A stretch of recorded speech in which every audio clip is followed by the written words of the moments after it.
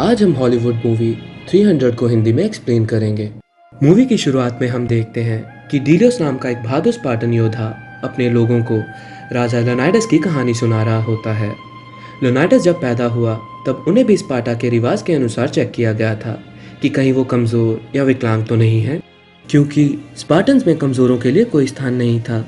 इसके बाद लेओनाइडस के पैरों पर खड़ा होने पर उसकी ट्रेनिंग शुरू हो गई थी और फिर 7 साल की उम्र में उसे उसकी माँ से दूर कठिन सैन्य प्रशिक्षण के लिए भेजा गया, जहाँ उन्हें सबसे मजबूत और ताकतवर योद्धा बनने की ट्रेनिंग मिली। स्पार्टा में राजा को भी खुद को साबित करना होता था। उन्हें भी उसी कठोर प्रशिक्षण से गुजरना होता था जो बाकी के योद्धा के लिए बना होता था। फिर प्रशिक्षण पूरा होने के लिए उन्हें खुद को साबित करना होता था, इसलिए उन्हें जंगल में सर रात को छोड़ दिया जाता ताकि वो अपने कौशल से उसकी चुनौतियों पर जीत हासिल कर सकें। लेओनाइडस को जब जंगल में छोड़ा गया तो वह अपनी 15 साल की उम्र में चतुराई से एक ताकतवर भेड़िए को मार देता है और अपने आप को खुद राजा बनने के लिए योग्य साबित करता है। फिर कई सालों बाद एक पर्शियन या पारसी दूत स्पार्टा आता है। वो अपने साथ हारे हुए राजाओं का कटा हुआ सिर उनके ताज के साथ लाता है।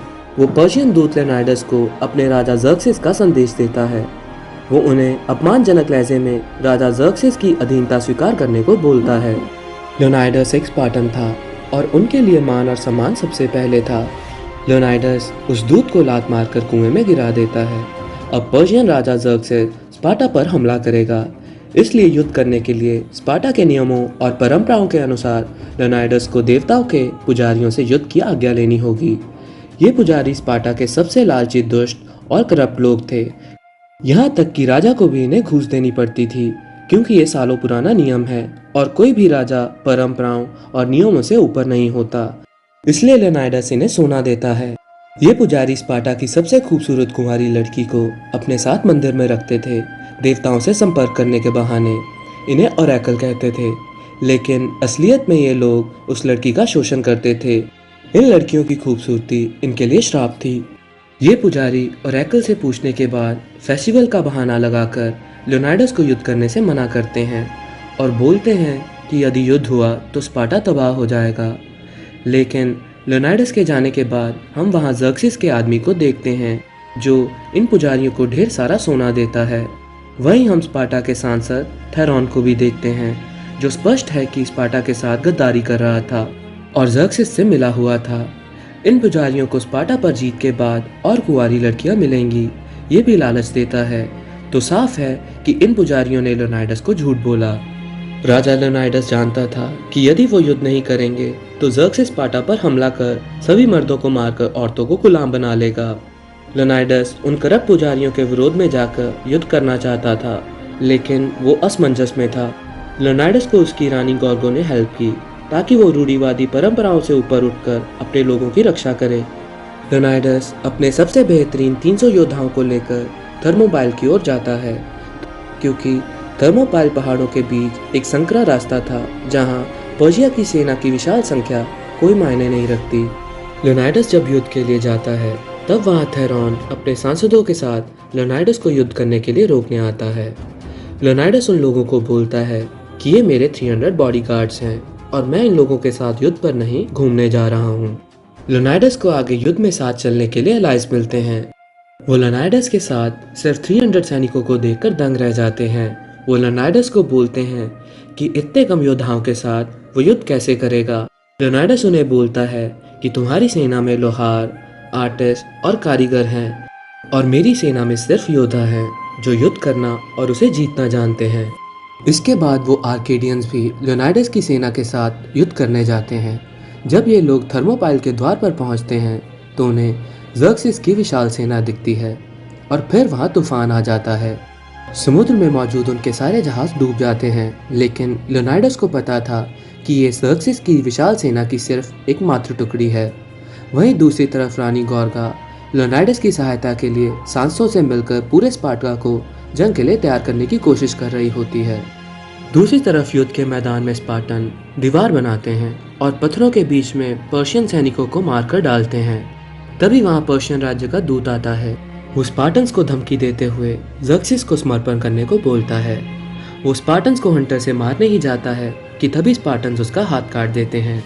लियोनाइडस अपने सैनिकों के कप्तान से पूछता है कि स्पार्टा जाने के रास्ते को तो हमने घेराबंदी करके बंद कर दिया है, लेकिन क्या कोई और रास्ता भी है स्पार्टा जाने को जहां से पर्शियंस जा सकें? तभी वहां एफिएल्टीज आता है। ये एक भद्दे सूरत वाला कुबड़ा आदमी होता है। वो राजा लियोनाइडस को बताता है कि एक और रास्ता है स्पार्टा जाने को जहाँ से चरवाहे जाते हैं। वो राजा को बताता है कि वो भी एक स्पार्टन है। जब वो पैदा हुआ था तो उसके माता पिता ने स्पार्टा छोड़ दिया था, नहीं तो उसे फना कर देते। स्पार्टन रिवाज के अनुसार कमज़ोर बच्चे मरने के लिए छोड़ दिए जाते थे। वो लियोनाइडस को बोलता है कि वो भी उनके साथ युद्ध में पर्शियंस के खिलाफ लड़ना चाहता है ताकि वो अपने पिता का नाम ऊंचा कर सके, क्योंकि उसके पिता भी एक योद्धा थे। लेकिन जब लियोनाइडस उसे ढाल को ऊंचा उठाने को बोलता है तो वो नहीं उठा पाता, क्योंकि स्पार्टन्स की युद्ध रणनीति में ढाल को ऊपर उठाकर अपने साथी योद्धा को बचाना होता है। एफिएल्टीस ये करने में असमर्थ था, इसलिए लियोनाइडस उसे बोलता है कि तुम लड़ नहीं सकते, लेकिन घायलों की मदद कर तुम युद्ध में अपना योगदान दे सकते हो। इसके बाद हम देखते हैं कि पर्शियंस पहले से और बड़ी सेना के साथ स्पार्टन्स पर अटैक करने आते हैं। उस टुकड़ी का सेना प्रमुख स्पार्टन्स को डराते हुए हार मानने को बोलता है। तभी आसमान से आते हुए स्पार्टन भाले के एक ही वार से उसकी मौत हो जाती है और फिर भीषण युद्ध शुरू होता है। स्पार्टन्स के युद्ध कौशल और उनकी रणनीति के आगे ये पर्शियंस नहीं टिक पाते। स्पार्टन्स वहाँ पर्शियन सैनिकों की लाशों का ढेर लगा देते हैं और फिर बचे हुए सैनिकों को पहाड़ से समुद्र में गिरा देते हैं। इसके बाद पर्शियंस लाखों तीरों से स्पार्टन्स पर हमला करते हैं। इन तीरों की संख्या इतनी ज़्यादा होती है कि आसमान में सूरज भी ढक जाता है, लेकिन स्पार्टन्स के मजबूत कंधे और उनकी ढाल के आगे ये तीर भी नगण्य साबित होते हैं। इसके बाद पर्शियन घुड़सवार सैनिकों की टुकड़ी स्पार्टन पर हमला करती है, लेकिन स्पार्टन्स भालों के सामने उनके घोड़ों की ऊंचाइयां भी कम पड़ जाती हैं। देखते ही देखते हजारों घुड़सवार सैनिकों को स्पार्टन्स तबाह कर देते हैं और पहला दिन स्पार्टन्स के नाम होता है। पर्शियंस की बहुत बड़ी सेना भी स्पार्टन्स के एक भी योद्धा को मार नहीं पाई। राजा लियोनाइडस का नेतृत्व और लियोनाइडस और स्पार्टन सेना की बहादुरी से पर्शियन राजा ज़र्क्सिस इतना प्रभावित होता है कि वो खुद राजा लियोनाइडस से मिलने आता है। राजा ज़र्क्सिस राजा लियोनाइडस को अपने साथ आने को बोलता है। वो उसे पैसों का और पूरे ग्रीक का जंगी सरदार बनाने का लालच देता है। वो लियोनाइडस को उसके सामने घुटने टेकने पर एथेंस को उसके सामने घुटने टेकवाने का भी लालच देता है। यहाँ वो स्पार्टा और एथेंस की आपसी दुश्मनी का फायदा उठाने की कोशिश कर रहा होता है, लेकिन मना करने पर वो लियोनाइडस को अपनी रूहानी ताकत और पूरे स्पार्टा का नामो निशान मिटाने की धमकी से डराने की कोशिश करता है। लेकिन ज़र्क्सिस ने राजा लियोनाइडस और स्पार्टन्स को अभी तक जाना नहीं था, क्योंकि स्पार्टन्स के बारे में ये भी कहा जा सकता था कि स्पार्टन्स के सामने डर भी आने से डरता होगा। लियोनाइडस की नाव से ज़र्क्सिस के अहम को बहुत गहरा ठेस पहुंचा था और फिर ज़र्क्सिस अपने पर्सनल सिपाहियों की फौज को भेजता है। ये एशिया के सबसे घातक सिपाही थे, इन्हें वो लोग अविनाशी बोलते थे। लियोनाइडस को पहले से ही पता था कि ज़र्क्सिस उन पर सबसे घातक हमला करेगा, इसलिए लियोनाइडस ने पहले से ही पर्शिया के मरे हुए सिपाहियों की लाशों से पहाड़ नुमा दीवार बना ली थी और फिर इन सिपाहियों पर वो लाशों की दीवारें गिराकर इन्हें अचंभित कर स्पार्टन की तलवारों के जायके का मजा देते हैं। ज़र्क्सिस की अविनाशी सेना का स्पार्टन्स की तलवारें नाश कर रही थी और उस सेना में एक भीम का शैतान लियोनाइडस पर हमला करता है, लेकिन वो शैतान भी लियोनाइडस के सामने नहीं टिक पाता। लियोनाइडस उसका सिर कलम कर देता है। लियोनाइडस आर्केडियंस को हमला करने का आदेश देता है। आर्केडियंस नौसिखिए जरूर थे, लेकिन वो बहादुर थे। आर्केडियंस स्पार्टन्स के साथ मिलकर ज़र्क्सिस की अविनाशी सेना का नाश कर देते हैं। ज़र्क्सिस जो खुद को देवता मानता था, अब वो भी स्पार्टन्स से खौफ खा रहा था और यहाँ लियोनाइडस को भी असंभव दिखने वाली जीत की कुछ उम्मीदें दिखने लगी थी। अगली सुबह और सेनाएं स्पार्टन्स पर हमला करती हैं। इनमें से एक सेना गेंडे से इन पर हमला करती है। स्पार्टन्स योद्धा के भाले का एक ही वार इस गेंडे की चमड़ी को चीर देता है और उसे भी स्पार्टन्स के पैरों पर ले आता है और फिर ज़र्क्सिस स्पार्टन्स को हराने के लिए जादूगरों को भेजता है, जो आग के गोलों से स्पार्टन्स पर हमला करते हैं, लेकिन वो भी स्पार्टन्स को नहीं हरा पाते। पूरे एशिया के कई देशों की सेना स्पार्टन्स पर हमला करती हैं, लेकिन उनकी विशाल सेना का उस संकरी रास्ते में कोई भी मायना नहीं रह जाता। ज़र्क्सिस अपनी लगातार होती हार से बौखला जाता है और फिर ज़र्क्सिस भारत से आए हुए जंगी हाथियों की सेना से हमला करवाता है, लेकिन वो रास्ते उन विशाल हाथियों के युद्ध करने लायक नहीं थे। वो विशाल हाथियों की सेना वहाँ ज़्यादा देर टिक नहीं पाती और पहाड़ियों से नीचे गिर जाती है। इसके बाद भी भीषण युद्ध जारी रहता है और इस युद्ध में कई बहादुर स्पार्टन्स की भी मौत हो जाती है।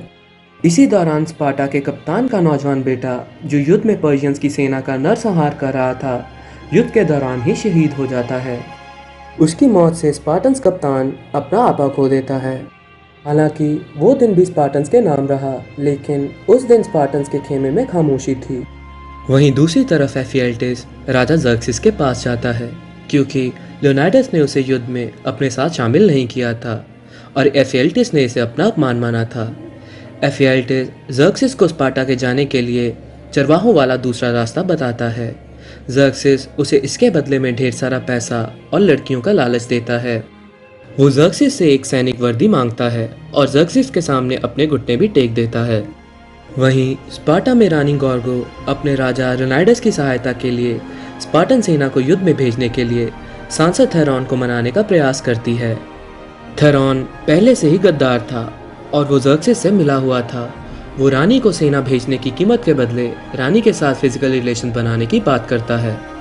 यहाँ रानी के पास अपने राजा और अपने देश को बचाने के लिए कोई और रास्ता भी नहीं था। वहाँ थर्मोपाइल या मौत के द्वार पर खड़े स्पार्टन्स को ये पता चलता है कि एफिएल्टिस ने उनके साथ गद्दारी करके ज़र्क्सिस को स्पार्टा जाने का दूसरा रास्ता बता दिया है और अब ज़र्क्सिस की सेना दोनों ओर से राजा लेओनाइडस और उसके साथियों को घेर कर हरा सकती है। ये बात सुनकर आर्केडियन युद्ध के मैदान से भाग जाते हैं, लेकिन लेओनाइडस नहीं भागता। राजा लेओनाइडस एक स्पार्टन था जो कभी भी युद्ध के मैदान से नहीं भागते और ना ही पीछे हटते हैं। लेओनाइडस डिलियस को वापस स्पार्टा जाने को बोलता है और उसे रानी को उसका नेकलेस वापस देने और लोगों को उसकी वीरता की कहानी सुनाने को बोलता है। दूसरी तरफ अगले दिन रानी गॉर्गो संसद में जाती है और सभी सांसदों को बोलती है कि युद्ध शुरू हो चुका है। ज़र्क्सिस ने हमला कर दिया है और राजा लेओनाइडस और उसके 300 साथी उनके लिए, स्पार्टा के लिए और संपूर्ण ग्रीक के लिए युद्ध कर रहे हैं। वो उन सांसदों को बोलती है कि उन्हें राजा लेओनाइडस की सहायता के लिए स्पार्टन की सेना को भेजना होगा, नहीं तो ज़र्क्सिस पूरे स्पार्टा को तबाह कर देगा। उसी दौरान गद्दार थेरॉन एक बार फिर विश्वासघात करता है और सांसदों को रानी की बात ना मानने को बोलता है। वो सांसदों को यह भी बताता है कि रानी ने मुझे युद्ध में सेना ना भेजने के बदले अपने साथ फिजिकल रिलेशन बनाने का लालच दिया है, जबकि ये युद्ध सिर्फ लेओनाइडस की गलती के कारण हो रहा था। वो रानी का और लेओनाइडस का पूरी सभा में अपमान करता है। तभी रानी गॉर्गो क्रोधित होकर तलवार से उस पर वार कर देती है और थेरॉन जमीन पर गिर जाता है। उसी दौरान उसके कपड़ों से छिपे हुए पर्शियन सोने के सिक्के नीचे जमीन पर गिरते हैं। सारे सांसद थेरॉन के पास ये सिक्के देखकर समझ जाते हैं कि वो गद्दार है और उसने स्पार्टा के साथ विश्वासघात किया है और सभी सांसद पर्शियंस के खिलाफ एकजुट होकर युद्ध करने को तैयार हो जाते हैं। वहीं दूसरी तरफ एफिएल्टिस पर्शियन सेना को दूसरा रास्ता भी दिखा देता है और पर्शियन सेना स्पार्टन्स को दोनों ओर से घेर लेती है। ज़र्क्सिस का सेनापति लेओनाइडस को बोलता है कि तुम्हारी गुस्ताखी माफ़ करके राजा ज़र्क्सिस तुम्हें पूरे ग्रीक का जंगी सरदार बना देगा। तुम स्पार्टा के राजा रहोगे और स्पार्टा ज़्यादा शक्तिशाली और अमीर हो जाएगा। तुम्हें सिर्फ ज़र्क्सिस की अधीनता स्वीकार कर ज़र्क्सिस को अपना राजा मानना होगा। लेओनाइडस चारों ओर से अपने दुश्मनों से घिरा होने के बावजूद निडर होता है। मौत उसके सिर पर थी, लेकिन आज भी उसके अंदर डर नहीं था, जैसे 30 साल पहले उस भेड़िए के सामने वो निडर था। राजा लेओनाइडस बेचैन था। उसका कवच तप रहा था और उसकी ढाल बहुत भारी थी। वो अपना कवच निकाल देता है और ढाल भी फेंक देता है। ज़र्क्सिस को लगता है कि लेओनाइडस उसके सामने झुक गया है। तभी लेओनाइडस अपने एक साथी को आवाज़ देता है और उसका एक साथी ढालों के चक्रव्यूह से बाहर आकर ज़र्क्सिस के सेनापति को मार देता है। राजा लेओनाइडस अपने भाले को उससे कई दूर और ऊंचाई पर मौजूद ज़र्क्सिस की ओर फेंकता है। लेओनाइडस ने अपना तपता हुआ कवच इसलिए निकाल दिया ताकि उसे दूर तक देखने में तकलीफ ना हो और ढाल इसलिए फेंक दी ताकि वो अपना भाला दूर खड़े ज़र्क्सिस तक फेंक सके। लेओनाइडस का भाला ज़र्क्सिस के गाल को कट करते हुए उसके रथ को भेद देता है। यहाँ अपने आप को अविनाशी देवता समझने वाला ज़र्क्सिस अपने गालों से निकलते खून को देखकर कांपने लगता है और वो आदेश देता है कि सभी को मार दो। यहाँ स्पार्टन ज़र्क्सिस की सेना पर अपनी तलवारों से वार कर रहे होते हैं और ज़र्क्सिस के आदेश पर लाखों तीर आसमान से सूरज को ढकते हुए आते हैं और लियोनाइडस और उसके सभी साथी अपने देश के मान और सम्मान के लिए शहीद हो जाते हैं। लेकिन ये एक महान राजा लियोनाइडस का अंत नहीं था, बल्कि एक महान राजा लियोनाइडस की वीरगाथा की शुरुआत थी। इसके बाद हम देखते हैं कि डीलियोस रानी गॉर्गो को उसका नेकलेस वापस देता है। ये रानी गॉर्गो के लिए एक संकेत था। रानी वो नेकलेस अपने बेटे को पहनाती है और मूवी के अंत में हम देखते हैं कि सिर्फ स्पार्टा ही नहीं बल्कि संपूर्ण ग्रीक की सेना पर्शियंस के खिलाफ एक साथ खड़ी हो जाती है। लियोनाइडस और उसके 300 साथियों की तलवारों की दहशत अभी ज़र्क्सिस और उसके सेना के दिलों से गई नहीं थी और अब उन्हें डीलियस की अगुवाई में 10,000 स्पार्टन्स और 30,000 ग्रीक की सेना का सामना करना है। यहाँ हम आपको बता दें कि 480 BC में युद्ध में जाने से पहले स्पार्टन और संपूर्ण ग्रीक पर्शियन के खिलाफ एक हो गए थे, लेकिन फिल्म में लियोनाइडस की मौत के बाद संपूर्ण ग्रीक को एक साथ दिखाया गया है। ये सत्य है कि कार्निया फेस्टिवल के कारण स्पार्टन्स को युद्ध की अनुमति नहीं मिली थी, लेकिन जब राजा लियोनाइडस अपने 300 साथियों के साथ मौत के द्वार पर था और युद्ध कर रहा था, तब एथेनियंस की नेवी यानी नौसेना समुद्र में पर्शियन से युद्ध कर रही थी। तो महान राजा लियोनाइडस और उसके 300 वीर साथियों की गाथा, जिसका वर्णन हमारे भी खून में उबाल ला दे, आपको कैसा लगा हमें ज़रूर बताएं। और यदि आप इस मूवी के सेकंड पार्ट का भी एक्सप्लेनेशन जानना चाहते हैं तो हमें कमेंट बॉक्स में ज़रूर बताएं। आपका एप्रिसिएशन हमारे लिए बहुत मायने रखता है। ये हमें और मेहनत करने की प्रेरणा देता है।